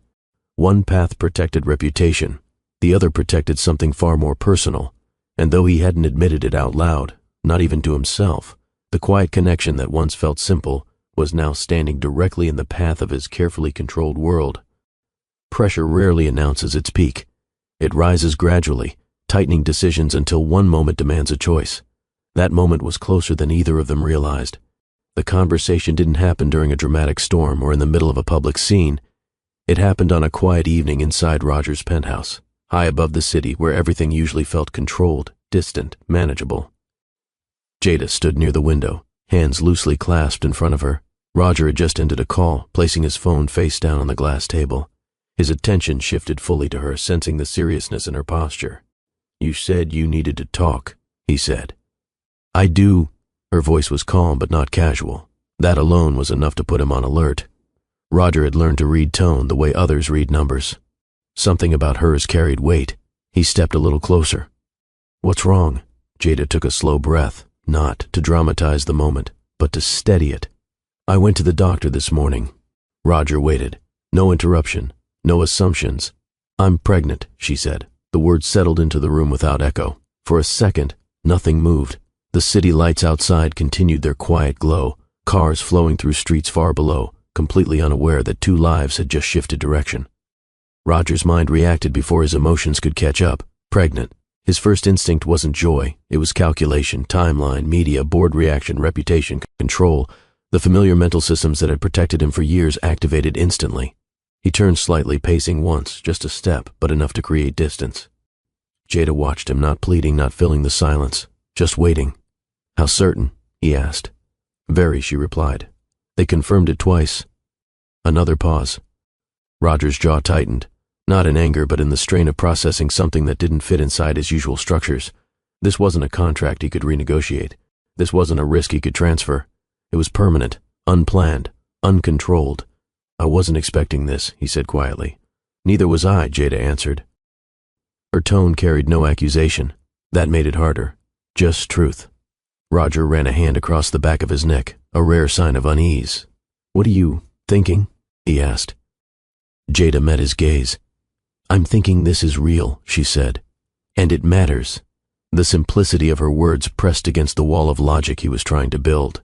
His mind jumped ahead, to headlines, investor calls, whispered conversations in boardrooms. Fear rarely announced itself clearly in Roger's life. It disguised itself as practicality, as caution, as timing. "This complicates things," he said. "Life is already complicated," Jada replied softly. He exhaled, sharper this time. "You don't understand how this looks." "I understand what it is," she said. The difference between those two statements filled the space between them. Roger's voice hardened, not loud but defensive. "I've spent years building stability. One mistake can shift public perception overnight." Jada's expression changed, slightly, not anger, not shock, hurt. "I never asked for your reputation," she said. "I asked for you." The sentence landed deeper than anything else she had said. For a moment, Roger almost stepped back toward her. Almost. But fear spoke louder. Fear of losing control. Fear of unpredictable consequences. Fear of a future he hadn't planned. His next words came out sharper than he intended. "I'll never marry you," he said. "And I'm not ready to accept this baby." The silence that followed was heavier than any argument. Jada didn't raise her voice, didn't cry immediately. She simply stood there, absorbing the impact. The distance between them, once small enough to close with a single step, now felt impossible. "I never asked for your money," she said quietly. "I only asked for you." Roger said nothing, not because he had nothing to say, but because every possible response required vulnerability he wasn't ready to show. Silence can be louder than rejection, and in that moment, it said everything. Jada nodded once, as if confirming something to herself. Okay, she whispered. No accusations, no dramatic exit. She picked up her bag from the chair. Roger watched, a part of him expecting her to argue, to demand, to push. She didn't. At the door she paused briefly, not turning around. I hope one day you understand what you're afraid of, she said. Then she left. The soft click of the door closing echoed through the penthouse. Roger remained where he stood, staring at the empty space she had occupied seconds earlier. The room looked exactly the same, glass walls, city lights, perfect order. Yet something inside it had shifted. For the first time in years, control hadn't protected him, it had cost him. He walked to the window, looking down at the distant traffic. His reflection stared back, composed, successful, untouchable. But beneath that surface, a quiet realization began to form. He had just made a decision driven entirely by fear, and called it logic. The problem with decisions made in fear is that they don't feel wrong immediately. They feel necessary. It's only later, when the silence settles in, that the weight of what was lost becomes impossible to ignore. That night, Roger Conroy stood alone in a penthouse built for two, and for the first time, the space felt larger than it ever had before. The first thing Roger noticed after she left was the quiet. Not the usual quiet he was used to, the controlled, comfortable kind that came with living alone. This was different, heavier. The door had barely finished closing when the penthouse seemed to expand around him, every open space suddenly too wide, too empty. For a long moment, he didn't move. He stood where she had left him, staring at the spot near the window, as if the conversation might somehow rewind if he stayed still long enough. It didn't. Eventually, he walked back to the table and picked up his phone. No missed calls, no urgent messages. The world outside his apartment continued exactly as it always had, which somehow made the silence inside feel even louder. He told himself he had done the practical thing, protected his reputation, avoided a situation he wasn't prepared for, maintained control. The logic lined up perfectly, yet none of it settled the tight pressure in his chest. That night, he tried to return to routine. Laptop open. Financial reports on the screen, numbers moving in neat, predictable patterns, but the columns blurred sooner than usual. His attention drifted back to the last thing she had said. I never asked for your money. I only asked for you. Roger closed the laptop. The room felt too quiet for concentration. He poured himself a glass of water, took a sip, then set it down untouched. Sleep didn't come easily. When it finally did, it was shallow, broken by thoughts he couldn't fully silence. The next morning, he woke before his alarm, the skyline still dim with early light. For a moment, he expected to hear movement in the kitchen, the soft sound of someone else in the space. The apartment remained still. Roger exhaled slowly, pushing the thought aside. Routine would fix this. Routine always did. At the office, his schedule was packed, back-to-back meetings designed to leave no space for distraction. He moved through them with his usual efficiency. Questions answered, decisions made, numbers reviewed. To anyone watching, nothing had changed, but small signs slipped through. He asked people to repeat information he would normally catch the first time, paused longer before responding. Once, halfway through a presentation, he realized he hadn't heard the last 30 seconds. Continue, he said, masking the lapse with a nod. By afternoon, the familiar rhythm of work had returned, but the sense of satisfaction that usually followed productivity didn't. It felt flat. That evening, his driver asked, "Home, sir?" Roger hesitated. For a split second, the word hotel surfaced in his mind. He pushed it away. Home, he confirmed. Days passed. Then a week. Roger didn't visit the downtown property. No inspections, no unscheduled stops. On paper, it made sense. Distance reduced attention. Attention reduced speculation. In reality, the absence left a gap in his routine he hadn't expected. He filled it with more work. Later hours, additional meetings, new investment reviews. The strategy was familiar, replaced discomfort with productivity. Yet small reminders kept slipping through. A quiet lobby in another building. Each time the memory surfaced uninvited. One evening, while sorting through paperwork at home, Roger opened a drawer he rarely used. Inside sat a plain disposable coffee cup. He recognized it immediately, the one from the cafe across the street. He had kept it without thinking, dropping it there weeks earlier after returning from that first break. Roger picked it up, turning it slowly in his hand. It was nothing, just cardboard and a printed logo. Yet it carried the memory of 15 minutes where no one expected anything from him. He set it back in the drawer and closed it carefully. The apartment felt even quieter afterward. At work, his colleagues noticed subtle changes, though no one addressed them directly. Roger left meetings earlier than usual once or twice, skipped a networking event he would normally attend without hesitation. When asked if everything was all right, he gave the same calm answer. Just adjusting priorities. It sounded reasonable. It wasn't entirely untrue. Someone laughing in a hallway. A phrase overheard that echoed something she once said. Late one night, long after the city had settled into its slower rhythm, Roger stood in the living room overlooking the skyline. The view was as impressive as ever, lights stretching across the distance, movement continuing in endless patterns. For years, that view had felt like proof of what he had built. Tonight, it felt distant, detached. Success was still there, control was still intact. Yet something essential was missing, and no amount of planning could restore it. Roger rested his hand against the glass, watching his reflection overlap with the city beyond. For the first time, he allowed a thought he had been avoiding. He hadn't just ended a conversation, he had pushed away the one person who had made his life feel less like a race. The realization didn't arrive with drama, just a quiet, steady weight settling into place. Some decisions feel correct in the moment because they protect you from immediate risk. But protection can come at a cost that isn't obvious until the noise fades. Standing alone in the stillness of his penthouse, Roger began to understand something he had spent years avoiding, but it could also create it. And now, with the space around him echoing more than ever, he was left with the one consequence no strategy could erase. Silence where connection used to be.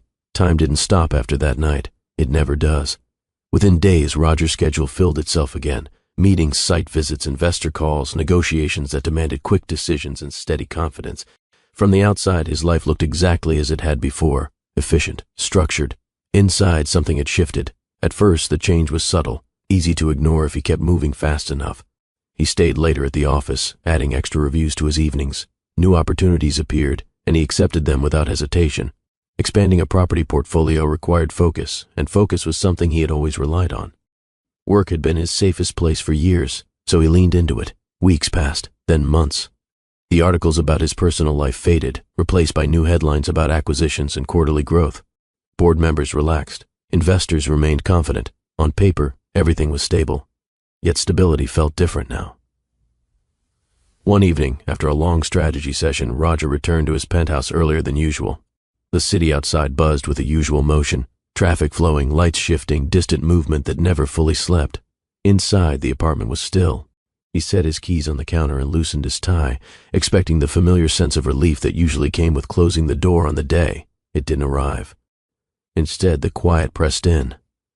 Roger moved through the space without purpose, past the kitchen, across the living room, toward the desk where unfinished documents waited.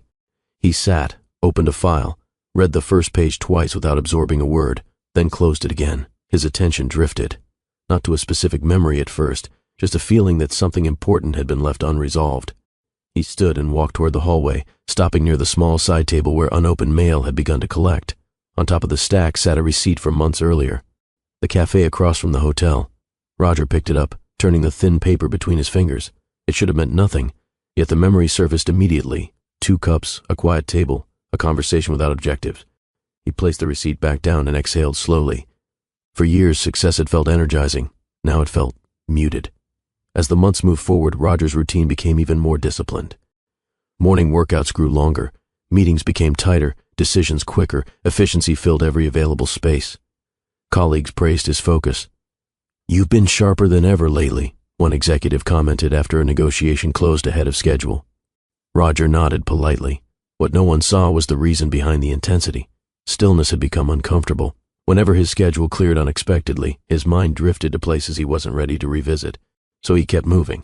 Late one night, after reviewing financial projections, Roger walked into the kitchen for water and noticed something near the edge of the counter. A mug, plain white. He remembered it instantly. Jada had used it once during a late evening when he had brought coffee upstairs after a long day. He hadn't moved it since. Roger picked it up, turning it slowly in his hand. Such a small object. Yet it carried the echo of an ordinary moment. Nothing dramatic, just quiet company. He set it back exactly where it had been. The apartment felt larger afterward. At work, his assistant began scheduling fewer evening engagements, assuming he preferred the extra time. Roger didn't correct her, but he didn't use the time to rest either. Instead, he reviewed reports that could have waited, answered emails that weren't urgent, anything to avoid the stillness that followed when there was nothing left to manage. One afternoon, during a board discussion about long-term expansion, a member joked, "You're building an empire at this pace, Roger." The room chuckled lightly. Roger gave a measured smile. Inside, the word empire felt strangely hollow. Empires were impressive, but they didn't sit across from you at the end of the day. As the 9th month approached, though he wasn't consciously counting, something else began to change. The memories stopped arriving as sharp flashes.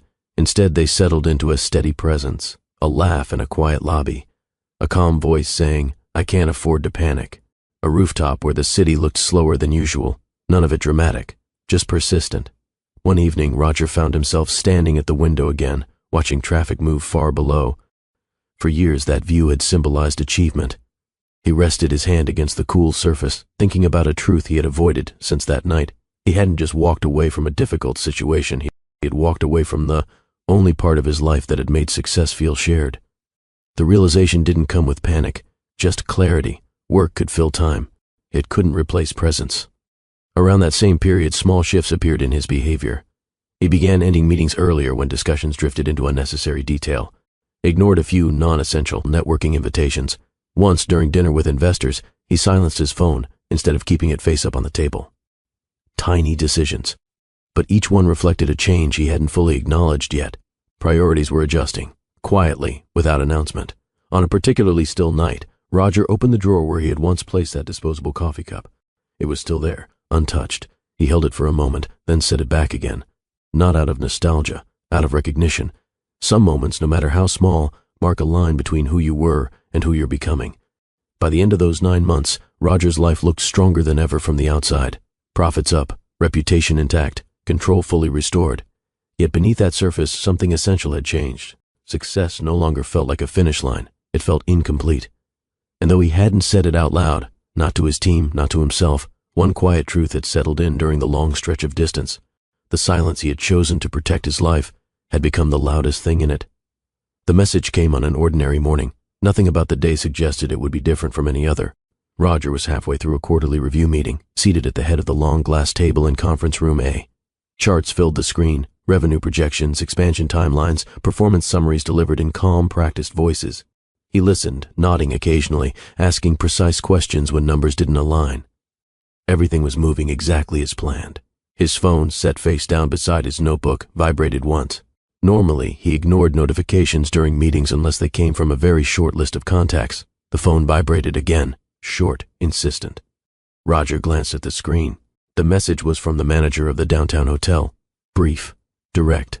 Jada Rao was admitted to St. Mary's Hospital this morning. For a second, the words didn't fully register. Then they did. The room continued around him. Someone still speaking about occupancy trends, but the sound seemed to pull farther away, like it was happening at the end of a long hallway. Roger read the message again. Admitted. Hospital. Morning.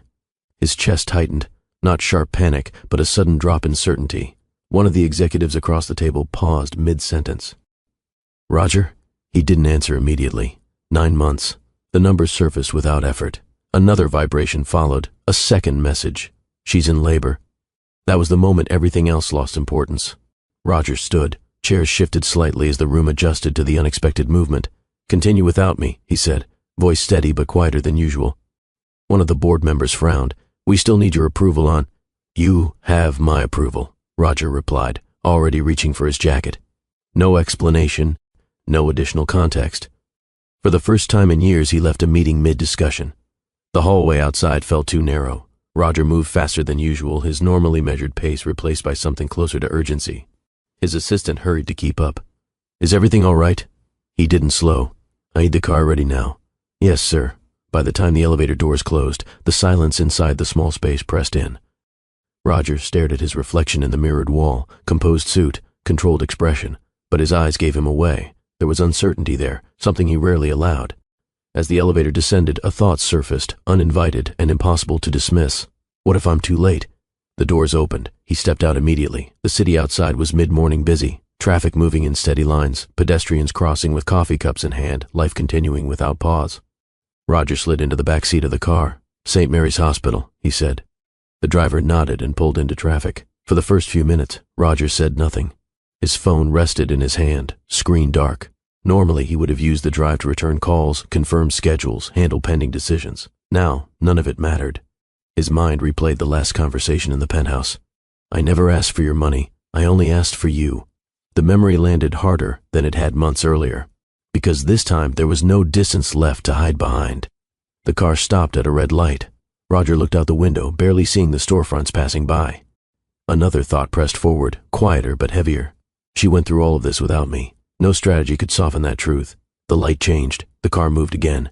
Roger leaned back slightly, exhaling through tension he hadn't noticed building in his shoulders. For years he had believed timing could always be managed. Deals delayed. Decisions postponed. Conversations scheduled when convenient. Life didn't follow those rules. Some moments arrived whether you were ready or not. When the hospital building finally came into view, something inside him shifted from uncertainty to clarity. This wasn't about reputation, not about optics, not about control. It was about showing up, even if he was late. The car pulled to a stop near the entrance. Before the driver could step out, Roger had already opened the door. "Wait here," he said. "Yes, sir." Roger stepped onto the curb, the cool air hitting his face. For a brief second he stood still, taking in the automatic doors, the steady flow of people entering and leaving, the quiet urgency that seemed to surround places like this. Hospitals had a way of stripping life down to what actually mattered. No titles, no negotiations, no advantage in confidence, just moments that couldn't be rescheduled. Roger walked inside. The scent of antiseptic and polished floors greeted him immediately. At the reception desk, a nurse looked up. "Can I help you?" He swallowed once before answering. "I'm looking for Jada Rao." She checked her screen. "Second floor. Maternity wing." Roger nodded. "Thank you." As he turned toward the elevators, one realization settled fully into place. 9 months ago, he had walked away from responsibility because he was afraid of what it would change. Now, standing in a hospital corridor, he understood something with quiet certainty. Whatever waited behind that next door was already part of his life. The elevator doors opened with a soft chime. Roger stepped out onto the second floor and was immediately met by a quieter kind of atmosphere than the busy lobby below. The hallway stretched ahead in clean lines. Voices lowered out of habit, footsteps softened by polished floors. Hospitals carried a different rhythm. No one moved casually. Every person walking those corridors had somewhere specific to be, someone to see, news to receive, a moment waiting that couldn't be postponed. Roger paused just long enough to read the sign mounted on the wall. Maternity wing. His chest tightened. Not sharply, but enough to make his next breath slower. For years he had entered buildings with certainty. Offices, conference halls, negotiation rooms, places where preparation gave him advantage. This place offered none. He began walking. Each step felt heavier than it should have. Nurses passed occasionally, their conversations quiet and efficient. A distant monitor beeped somewhere behind closed doors.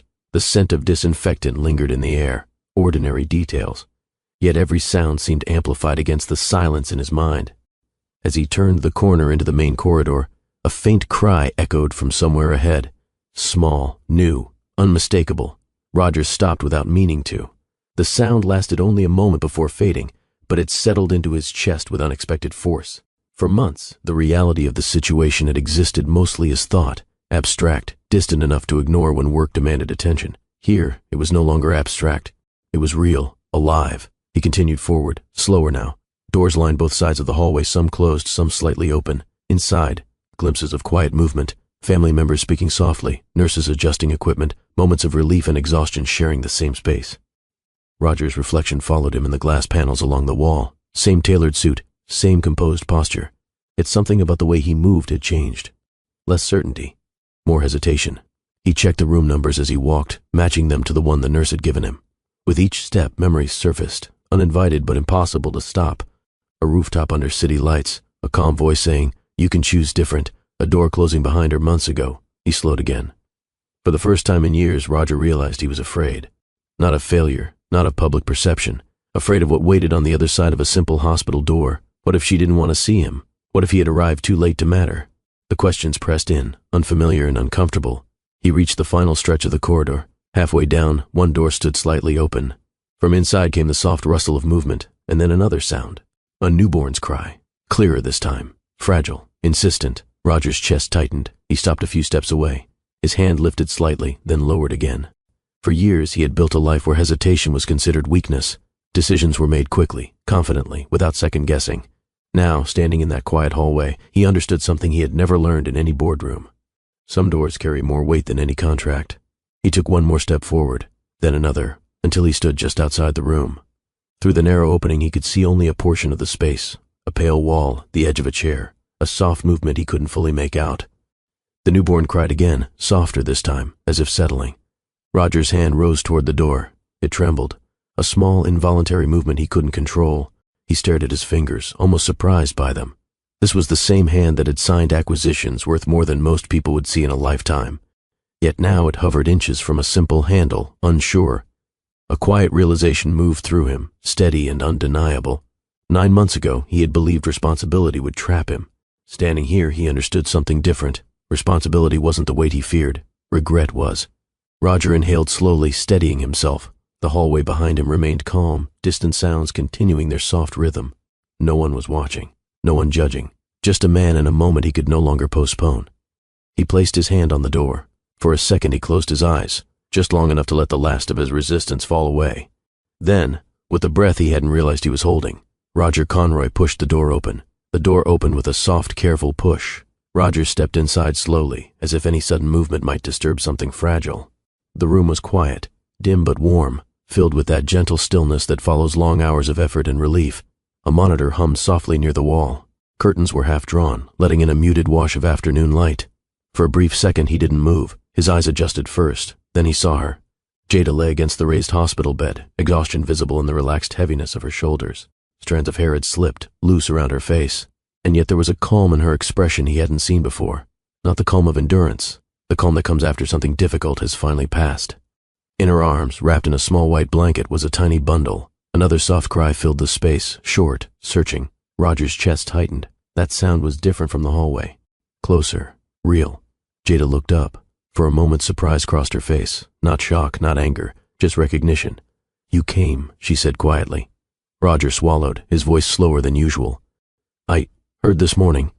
He took one careful step forward, then stopped again, unsure how close he was allowed to be. His gaze shifted to the small bundle in her arms. "So small," he murmured, almost to himself. Jada adjusted the blanket slightly, revealing a tiny face, eyes closed, features delicate, peaceful in sleep between brief sounds. "That's your daughter," she said softly. The words landed deeper than anything else in the room. Your daughter, not a possibility, not a discussion, a fact. Roger felt something inside him give way, not dramatically, not all at once, more like a wall that had held for years finally losing the strength to stay up. He moved closer, slower than he had ever approached anything in his life. "What's her name?" he asked. "Leora," Jada replied. He repeated it under his breath as if testing how it felt. Leora. A quiet warmth settled into the space between them. Roger's eyes stayed fixed on the tiny rise and fall of the baby's breathing. For months, his thoughts had been filled with projections, risks, consequences. None of those existed here, only this moment. "I was afraid," he said, voice low. Jada watched him carefully. Of what? Roger hesitated, searching for honesty instead of the usual controlled response. "Caring about something I couldn't control." The admission hung in the air, unpolished, real. Jada's expression softened, not triumphant, not bitter, just understanding. "That's most of life," she said gently. Roger let out a breath that felt like it had been held for months. "May I hold her?" The question came quietly, stripped of pride. Jada studied him for a moment, not testing him, just making sure the sincerity was real. Then she nodded. "Sit." Roger lowered himself carefully into the chair beside the bed. When the weight settled into his arms, everything else seemed to fall away. Leora was lighter than he expected, fragile, warm. Her tiny hand moved once against the blanket, fingers curling instinctively. Roger froze, not out of fear of dropping her, but from the sudden awareness of how much trust this moment required. The room went completely still. No boardrooms, no headlines, no expectations. Just a father holding his child for the first time. A tear slipped down before he noticed it. He didn't wipe it away. "I was wrong," he whispered, not to defend himself, not to explain, just to acknowledge it. Jada shifted the small bundle toward him, supporting the baby's head with practiced care. Jada leaned back against the pillow, watching the shift happen in real time. No dramatic speech, no promises he couldn't keep. Just a man who finally allowed himself to feel something he had spent years avoiding. Leora stirred slightly, releasing a soft sound before settling again. Roger adjusted his hold instinctively, careful, attentive. "You'll learn," Jada said quietly. He nodded, eyes still fixed on the tiny face. For the first time since entering the room, his shoulders lowered, tension releasing without effort. "I thought responsibility would take my freedom," he admitted. "And now?" she asked. Roger looked down at the small life resting against him. "It feels like I finally know what to use it for." The words were simple, but they carried more weight than any deal he had ever signed. Jada's eyes softened. No instant forgiveness, no sudden return to what they had been. just recognition that something real had changed. Roger sat there longer than he realized, listening to the quiet rhythm of his daughter's breathing. Every few seconds he glanced up as if confirming the moment wasn't temporary. It wasn't. Nothing in that room could be undone or negotiated. And for the first time in years, that didn't terrify him. It steadied him, because the man who had once walked away out of fear was now sitting in a hospital room, holding the very responsibility he had rejected, and discovering it wasn't a burden. It was meaning. Roger didn't leave the hospital right away. After the first rush of emotion settled into something quieter, he remained in the chair beside the bed, his suit jacket folded over the back, sleeves slightly creased for the first time in years without him noticing. Leora slept again, her small breath steady, the earlier cries replaced by soft occasional movements beneath the blanket. Jada watched him for a while before speaking. Roger shook his head. They can wait. It wasn't a dramatic declaration, just a simple shift in priority that, for him, meant more than any grand statement. Silence returned, but it felt different now. Not distant, shared. After a few minutes, a nurse stepped in quietly to check vitals, offering Roger a polite nod as she adjusted the monitor and made a note on the chart. "You can hold her like that," she said reassuringly. "Just support her neck." Roger nodded, already doing exactly that, as if some instinct had switched on without instruction. When the nurse left, he looked down again at the tiny face resting against his arm. "I should have been here months ago," he said. The sentence carried no defense, only recognition. Jada didn't rush to answer. Trust, once broken, rarely returns with words alone. "Being here now is what matters," she said after a moment. Roger absorbed that quietly. For the first time, he understood that rebuilding wasn't about correcting the past. It was about consistency in the present. He stayed until evening, not talking much, just present, standing when the nurse needed space, sitting again when things settled occasionally, asking small, practical questions. Does she need to eat soon? Is that normal? Should the room be warmer? None of the questions sounded like a man trying to impress. They sounded like someone learning. Before he left that night, he stood beside the bed, unsure how to end the moment. "I'll come back tomorrow," he said. "Not if you want me to, not if it's okay, just a quiet commitment." Jada studied his expression, searching for hesitation. There wasn't any. "Okay," she replied. He did come back the next day, earlier than visiting hours. The receptionist at the front desk recognized him from the day before and waved him through with a small, understanding smile. Inside the room, Jada was awake, Leora resting in the bassinet beside the bed. Roger stepped in more comfortably this time, still careful but less unsure of where to stand. "Morning," he said. "Morning." No awkwardness, just a new rhythm forming. "You didn't have to," Jada said. "I wanted to. That difference mattered." Over the next few days, Roger kept showing up. Not with grand gestures or expensive gifts, with presence. He handled paperwork at the hospital desk when forms needed signatures, listened carefully when nurses explained routines, asked questions without pretending he already understood. One afternoon, while adjusting the small blanket, he admitted, "I've negotiated billion-dollar deals without losing sleep." Jada glanced at him. "And this?" He exhaled softly. "This is harder. Why? Because this one actually matters." Jada nodded slowly, accepting the truth without commenting further. When discharge day arrived, Roger was there early, not pacing, not checking emails, just waiting. As the nurse reviewed instructions, he listened with the same focus he once reserved for high-stakes meetings. Feeding schedule, sleep patterns, follow-up appointments. Every detail mattered now. As they walked toward the exit, Jada moving carefully, Roger carrying the small bag of essentials, he realized something quietly profound. For years, his life had been defined by expansion, bigger deals, wider reach, higher numbers. Now his attention centered on something small enough to fit in his arms.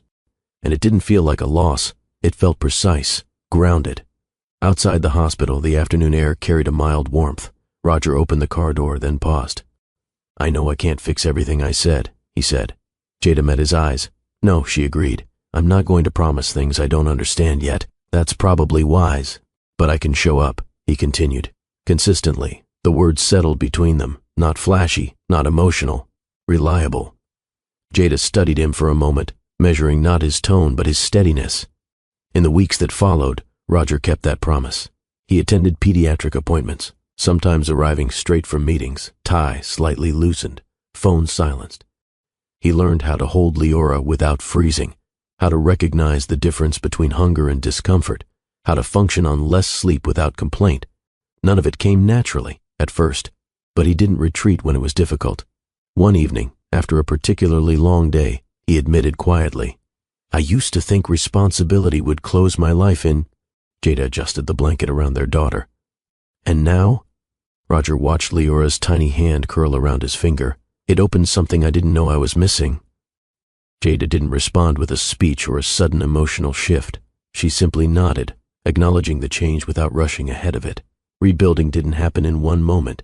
It happened in dozens of small ones, showing up on time, choosing presence over convenience. For a man who once measured success in outcomes and numbers, those quiet decisions became the most meaningful work he had ever done. Because this time, there was no contract to secure the result. Only trust, earned slowly, one ordinary day at a time. The first few weeks after leaving the hospital didn't come with dramatic changes. No sudden return to what they had once been. No easy labels. Instead, life settled into a rhythm shaped by small responsibilities. Roger showed up when he said he would. At first, Jada treated that consistency like something temporary. Appreciated, but not fully trusted yet. Experience had taught her that people often meant well in emotional moments, then drifted back to old habits once life became busy again. So she watched. Not suspiciously, carefully. Roger adjusted his schedule in ways that surprised even his assistant. Evening meetings were shortened or moved earlier. Non-essential networking events quietly disappeared from his calendar. When conflicts appeared, he chose the option that left space for appointments and visits. One afternoon, his assistant asked gently, "Should I keep Thursday evenings blocked moving forward?" Roger didn't hesitate. Yes, no long explanation. Just a decision that reflected a shift in priority. At Jada's apartment, life was far less polished than Roger's usual environment. The space was modest, clean, organized, practical. A small couch near the wall, a narrow dining table, baby supplies arranged with careful efficiency. The first time he arrived with groceries instead of takeout, Jada raised an eyebrow. "You didn't have to do that." "I know," he said. "I'm learning the difference between helpful and impressive that earned the smallest hint of a smile." Caring for an infant introduced a kind of unpredictability Roger had never managed before. Leora woke at uneven hours. Some nights were calm, others stretched longer than expected. Plans changed without warning. At first, Roger approached it like a problem to solve, tracking feeding times, researching sleep patterns, asking precise questions. Then he realized something. Not everything needed optimization. Sometimes the only requirement was presence. One evening, while pacing the small living room with Leora resting against his shoulder, he said quietly, "I've spent years making sure nothing disrupted my schedule." Jada, half asleep on the couch, replied, "She's going to disrupt all of it." Roger glanced down at the tiny face against him. "I think that might be the point." Trust, however, didn't rebuild just because he tried. There were moments when old wounds surfaced. Once, after he arrived 15 minutes late due to a delayed meeting, Jada's tone cooled slightly. "I wasn't sure you were coming." Roger didn't defend himself with excuses. "You had a reason to think that," he said. No argument, no attempt to erase the past with explanations. Just acknowledgement. That mattered more than any apology speech. Over time, his consistency became predictable. If he said he would be there, he was. Those habits, simple on the surface, slowly replaced the uncertainty he had created months earlier. One night, after putting Leora down, Jada said quietly, "You're different." Roger leaned against the kitchen counter. "I hope so. You don't run when things get inconvenient." "I used to," he admitted. "What changed?" Roger considered the question. "I realized leaving was easier in the moment, but heavier later." Jada nodded, understanding exactly what he meant. At work, the shift didn't go unnoticed. If he couldn't make something, he informed her early instead of disappearing behind work. Roger still performed at the same level, decisive, sharp, respected, but his boundaries became clearer. He declined a late dinner with potential partners, suggesting a morning meeting instead. During another negotiation, he paused the discussion when it drifted past the scheduled time. "We'll continue tomorrow," he said calmly. One executive later joked, "Did fatherhood make you more disciplined or less available?" Roger replied without hesitation, "More intentional." The answer ended the conversation. Back at the apartment, progress appeared in small domestic moments. Roger learning how to warm a bottle without checking instructions twice. Recognizing which cry meant hunger and which meant discomfort. Standing by the crib longer than necessary just to confirm Leora had settled. None of it dramatic. Yet each action quietly contradicted the man who had once said he wouldn't accept this child. One evening, as rain tapped softly against the windows, Jada watched Roger assemble a small piece of baby furniture with focused determination. "You know you could have paid someone to do that," she said. "I could," he agreed. "Then why didn't you?" Roger tightened the final screw, then looked up. "Because I need to learn how to build things that don't come with contracts." The sentence hung in the room, simple but honest. Jada didn't respond immediately. She didn't need to. Trust doesn't return in one moment. It returns in patterns, in repeated proof, in quiet reliability that leaves no space for doubt. Weeks turned into months, and the tension that once lingered between them softened, not disappearing entirely, but no longer dominating every interaction. One night, after a long day, Roger admitted, "I used to think strength meant never needing anyone." Jada adjusted the blanket around their daughter. "And now?" He watched Leora's steady breathing. "I think strength is staying when it would be easier to leave." Jada met his eyes, searching for exaggeration. There was none, just calm certainty. Their relationship didn't snap back into romance overnight. Instead, it rebuilt the way strong foundations are formed, layer by layer. Shared responsibilities, honest conversations, silences that no longer carried resentment. Roger stopped trying to fix the past with words. He focused on the present instead. Showing up, helping without being asked, listening without preparing a defense. Those choices carried more weight than any promise he could have made. One quiet evening, after Leora finally fell asleep, Jada said, "You know what I trust the most right now?" Roger looked up. "What? You're not trying to be perfect." He nodded slowly. "I'm just trying to be here. That's the first thing I believed without questioning," she said. For a man who once measured success through expansion and control, the new definition felt surprisingly clear. Not dominance, not reputation, consistency. Because in the end, trust wasn't rebuilt by grand gestures or emotional speeches. It was rebuilt by the quiet, repeated decision to stay. By the time the first few months settled into a routine, something subtle had changed between them, not in a dramatic storybook way. There were no sudden declarations, no moment where everything snapped back into place. Instead, the tension that once sat between their conversations had thinned, replaced by something steadier, less fragile. Roger no longer felt like a guest in Jada's space, and Jada no longer watched every promise as if waiting for it to break. Their days began to overlap naturally. Morning messages about appointments, short calls during lunch breaks, evenings that sometimes ended with both of them sitting quietly while Leora slept nearby. Nothing impressive, just shared time. One evening after a long day, Roger arrived later than usual. Traffic had slowed everything, and by the time he stepped inside, the apartment lights were already dim. Jada sat on the couch, a blanket over her shoulders, watching the baby monitor. "You're late," she said, not accusing, just stating a fact. "I know," Roger replied. "I should have left the meeting earlier." He didn't offer a long explanation. "Just responsibility." Jada nodded, accepting that without pressing further. That was new. Months earlier, silence like that would have carried tension. Now it passed without friction. Roger set his bag down and leaned slightly against the wall. "How was today?" "Quiet," Jada said. "She slept more than usual." "That's good." They both looked toward the bassinet at the same time. Small moments like that, shared attention, shared relief, began to replace the distance they once carried. Later that night, as they cleaned up the kitchen, Roger paused. "You still think I was a terrible decision?" he asked lightly. Jada glanced over, a faint smile forming. "I think you were," she said. "And now?" She dried her hands slowly, considering. "Now I think you're trying." Roger nodded once. "That's the only promise I can make."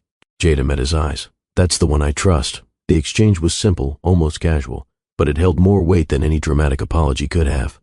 As weeks passed, their conversations shifted from careful to comfortable. Roger found himself sharing parts of his day he would normally keep to himself, a difficult negotiation, a decision he second-guessed, a moment he almost reacted too quickly. Jada listened without trying to fix everything. Sometimes she just said, and somehow, that was enough. One Sunday afternoon, sunlight filtered softly through the apartment windows. Leora lay on a blanket, kicking her feet in uneven bursts of energy. Roger sat nearby, watching with focused amusement. "She's determined," he said. "She gets that from you," Jada replied. "I thought she said she got patience from you." "She did," Jada said. "The stubborn part is definitely yours." Roger laughed, an easy, unguarded sound that would have surprised anyone who only knew him from boardrooms. Jada noticed. "You laugh more now," she said. "I think I forgot how," he admitted. "Why? I was too busy proving I didn't need anything." Jada adjusted the blanket near Leora's feet. "And now?" Roger watched his daughter's small hand close around his finger. "Now I know I was wrong." Their relationship didn't return to the intensity of early attraction. It became something quieter, stronger, less about excitement, more about presence. They sat closer without thinking about it, shared meals without checking the time, reached for the same object at the same moment, and smiled instead of pulling back. Trust had created space for warmth to return naturally. One evening after putting Leora down, they stood by the window overlooking the street. Cars passed slowly below, headlights tracing steady lines across the pavement. Roger spoke first. I used to think love was something that distracted people from success. Jada turned slightly toward him. And now, I think it's the only thing that makes success feel like it belongs to someone. The words weren't rehearsed. They landed with quiet sincerity. Jada didn't respond with a speech. She simply rested her head lightly against his shoulder. No urgency, no need to define the moment. Roger didn't move away. For the first time, closeness didn't feel like risk. It felt earned. As days blended into weeks, their connection settled into something stable enough not to need constant reassurance. There were still disagreements, small ones about timing, about responsibilities, about how to balance work and rest. But arguments no longer threatened the foundation. They became conversations instead of battles. Roger learned to listen without preparing a defense. Jada learned to express frustration without expecting abandonment. Growth moved in both directions. One quiet night, as they prepared to turn off the lights, Roger said, "I don't know if I deserve how patient you've been." Jada paused. "This wasn't about deserving," she said. "It was about deciding whether change was real. And is it?" She looked at him, not at his words, but at the months behind them. "Yes," she said softly. "It is. Love didn't return with fireworks. It returned the way strong things usually do, gradually, quietly, without needing to announce itself. Not the intense rush of something new, but the steady warmth of something rebuilt with intention. And for Roger, that quiet kind of love felt more valuable than anything he had ever chased before. From the outside, Roger's life still looked the same. The companies were running. The meetings continued. His name still appeared in the same business columns that had followed his rise for years. If anything, his professional reputation had grown stronger. Deals closed cleanly. Projects stayed on schedule. Investors remained confident. But the structure behind his days had quietly changed. Roger no longer filled every available hour. Evenings were blocked off, non-negotiable unless something truly urgent appeared. Calls that once stretched late into the night were pushed to mornings. Dinners that used to happen in quiet, expensive restaurants were replaced with something simpler. Home, not the penthouse alone, but wherever Jada and Leora were. One evening he left the office earlier than usual. An executive caught up with him near the elevators. "We still have a few items to finalize tonight," the man said. Roger checked his watch. "We'll finish them in the morning. It's time sensitive." Roger met his eyes calmly. "So is everything else." The doors opened. The conversation ended. Months earlier he would have stayed without hesitation. Now he understood the difference between urgency and habit. At the apartment, the atmosphere was familiar. Soft light, the quiet sounds of a lived-in space, the gentle rhythm of a routine that didn't revolve around profit margins. Leora sat on the floor, surrounded by a small circle of toys she seemed more interested in pushing than playing with. Jada looked up as Roger entered. "You're early." "I planned it," he said. That alone carried meaning. Dinner wasn't elaborate. Simple food, shared at the small table, conversation drifting between practical updates and light observations. Roger found himself talking less about numbers and more about moments. A junior employee who surprised him with initiative. Efficiency was still there. But it no longer controlled everything. A decision he delayed because it didn't feel necessary to rush. A meeting he ended early because the room had already reached agreement. Afterward, Leora pulled herself up using the edge of the couch, wobbling slightly on uncertain legs. Roger froze mid-step. "Is she?" Jada smiled.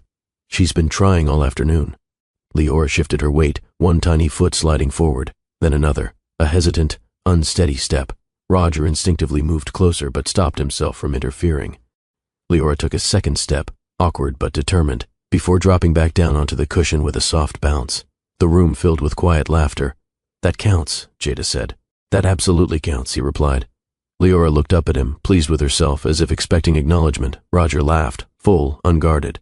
For a moment nothing else existed. No deadlines, no strategies, no expectations beyond that tiny victory. Later, as the apartment settled into its evening calm, Jada stood beside him near the window. "What is success now?" she asked quietly. Roger watched their daughter, now half asleep against a pillow. For years that question would have triggered a precise answer: growth percentages, asset value, expansion targets. This time the response came without calculation. "This," he said. Jada followed his gaze. No elaboration was needed. The change showed itself in smaller habits too. Roger began silencing his phone during dinner instead of placing it face up. None of those actions weakened his business standing. If anything, his team became more decisive, forced to operate without waiting for his constant oversight. Control hadn't disappeared. It had matured. At work, one of the board members commented during a review, "You seem less aggressive lately." Roger considered that. "I'm more selective," he replied. "With what?" He ignored non-urgent calls after a certain hour. The distinction was subtle but clear. Weekend mornings, once reserved for market analysis, became time spent on the living room floor assembling toys or reading instructions he once would have delegated. With what actually needs my energy? One quiet night, after Leora had fallen asleep, Roger walked through the apartment turning off lights. Not every opportunity deserved pursuit. Not every risk deserved attention. He paused at the doorway of the small room where the crib stood. Inside, the soft rise and fall of steady breathing filled the space. Months earlier, he would have checked a financial dashboard before bed. Now he checked to make sure his daughter was comfortable. He adjusted the blanket slightly, careful not to wake her, then stood there a second longer than necessary. Not out of worry, out of gratitude. Back in the living room, Jada watched him return. "You check twice every night," she said. Roger gave a faint smile. "I used to double-check contracts," he replied. "This feels more important." Jada didn't argue. The man who once believed freedom meant having no attachments had discovered something different. Freedom wasn't the absence of responsibility. It was the ability to choose what truly mattered and protect it. Rogers still built companies, still negotiated deals, still carried the discipline that had shaped his success. But now, those things served a life instead of replacing it. And in that quiet shift, his definition of winning changed completely. Because the achievement that once defined him, wealth, influence, control, no longer stood at the center. A small apartment, a shared meal, a child learning to stand. Those moments, simple and easily overlooked by the world, became the clearest proof of something he had spent years chasing without realizing it. Not more, just meaning. Time moved forward the way it always does, without asking whether anyone felt ready. Days blended into weeks, and the routines that once felt new slowly became normal. Morning light through the curtains, soft sounds from the crib before the rest of the apartment woke, coffee shared in comfortable silence before the day pulled everyone in different directions. Nothing dramatic, just life steady and unremarkable in the best possible way. Roger still carried the discipline that had built his success. He still arrived at meetings prepared, still made decisions others hesitated over, still understood how to protect what he had worked years to create. But something inside him had shifted permanently. The urgency that once pushed him to fill every second had softened. He no longer felt the need to prove his worth through constant motion. Some evenings he left the office before sunset, not because he had finished everything, but because he understood that work would still be there tomorrow. Moments at home would not. One quiet night after dinner, the apartment settled into its usual calm. Leora slept, the room lit only by a small lamp near the couch. Roger sat back, loosening his tie, watching the peaceful stillness that once would have made him restless. Now it steadied him. Jada glanced over. "You're quiet tonight." "Just thinking," he said. "About work?" Roger shook his head. "About how close I came to missing all of this." There was no self-pity in his voice. Just recognition. Jada didn't respond with reassurance or correction. Some realizations don't need commentary. For years, Roger had believed responsibility would trap him, limit his options, reduce his freedom, complicate the clean structure he had built his life around. Instead, it had done something unexpected. It had given his choices direction. Without something meaningful to return to, success had felt like constant motion without a rival. Now, even the busiest days had a clear end point. Home. One evening, as he passed the small nursery on his way to turn off the lights, Roger paused at the doorway. Leora slept peacefully, one tiny hand resting near her cheek. He stepped inside quietly, adjusting the blanket with careful precision, a habit he never skipped. Not because anything was wrong, because it mattered. He stood there a moment longer, listening to the steady rhythm of her breathing. Months earlier, he would have called this kind of pause unproductive. Now it felt essential. Back in the living room, Jada watched him return. "You check on her every night," she said softly. Roger sat beside her. "I used to check numbers before I slept," he replied. "This feels like a better habit." A faint smile crossed her face. The man who once said, "I'll never accept this baby," had become the one who quietly made sure the nursery door stayed slightly open, just enough to hear if anything changed. Not out of fear, out of care. Some people run from responsibility because they believe it will close their world in, limit their choices, steal their independence. Roger had believed the same thing. What he learned instead was simpler. Responsibility didn't take his freedom. It gave his freedom a purpose. He didn't stop being ambitious, didn't abandon the companies or the discipline that shaped him. He just stopped letting those things define the entire measure of his life. Because success without someone to share it with had once felt impressive, but empty. Now, even ordinary evenings carried a quiet sense of completion. Later that night, as the apartment lights dimmed and the city outside slowed, Roger walked past the nursery one last time. He didn't step inside, just paused, listening, Everything was calm. He nodded to himself and continued down the hall, not checking out of anxiety, checking because it mattered. Life hadn't become perfect. There were still difficult days, disagreements, unexpected problems. But the fear that once drove his biggest mistake no longer controlled his decisions. In its place stood something steadier: presence, responsibility, care chosen, not avoided. And in that quiet shift, the man who once measured his worth by what he could control finally understood something he had spent years missing. The moments he was most afraid of were the ones that gave his life meaning. Some stories end with a dramatic twist. This one ends with something quieter. A man who once believed success meant staying untouched by responsibility now checks a nursery door before going to bed just to be sure everything is all right. No applause, no headlines, just a different kind of victory, the kind that doesn't show up in business magazines. If you've ever pushed someone away because you were afraid of what that responsibility might change in your life, you're not alone. Sometimes fear sounds logical in the moment. It protects your comfort, your routine. But later, when the noise fades, it becomes clear what that protection actually cost. Roger learned that the hard way, not because he lacked intelligence, but because emotional risk is the one challenge success doesn't automatically prepare you for. So here's a question worth sitting with for a moment. Have you ever said something you wish you could take back, only realizing its weight after the silence that followed? If you have, share your experience in the comments. Not the perfect version, the honest one. You never know who might read it and feel less alone in their own story. If this story reminded you that real strength isn't about avoiding responsibility, but choosing what truly matters, take a second to like the video. It helps stories like this reach people who might be at the exact point in their life where one decision could change everything. And if you enjoy powerful, realistic storytelling that doesn't just entertain, but leaves you thinking long after it ends, make sure you're subscribed to Mr. Cooper Stories for more real-life transformation stories. Because sometimes the most important moments in life don't arrive with noise. They arrive quietly, and they change everything.